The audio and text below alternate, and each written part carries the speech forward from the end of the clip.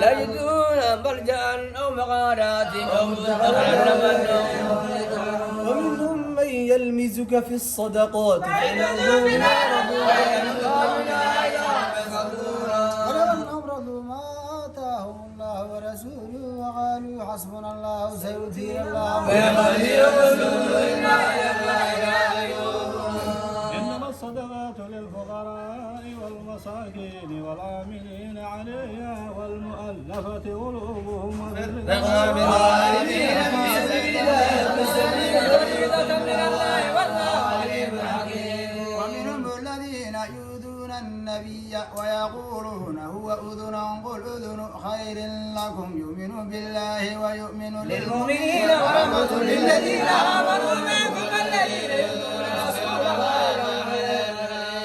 يحلفون بالله لكم يرضوهم والله ورسوله أحق أن يكونوا مؤمنين.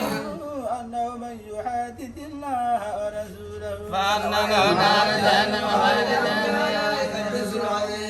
يحذر المنافقون أن تنزل عليهم سورة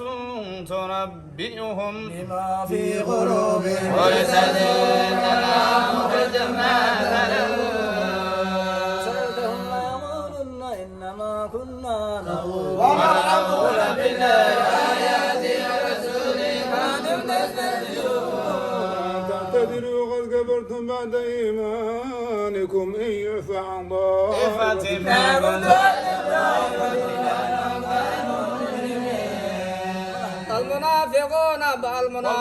المنافقون والمنافقات بعضهم من بعض يأمرون بالمنكر وينهون عن المعروف ويقبضون أيديهم وسلمهم ونسيهم من المنافقين نعد الله المنافقين والمنافقات والكفار نار جهنم خالدين فيها يحسبهم ولعنهم الله ولعنهم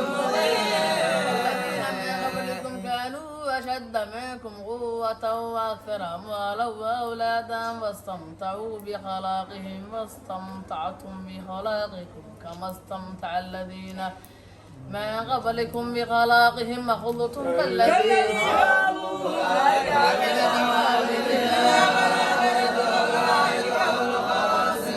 ولم يأتهم نبأ الذين من قبلهم قوم نوح وعاد وثمود وقوم إبراهيم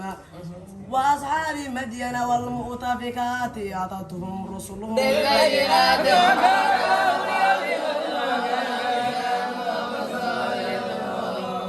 والمؤمنون والمؤمنات بعضهم من بعض يأمرون بالمعروف وينهون عن المنكر ويقيمون الصلاة ويؤتون الزكاة ويؤتون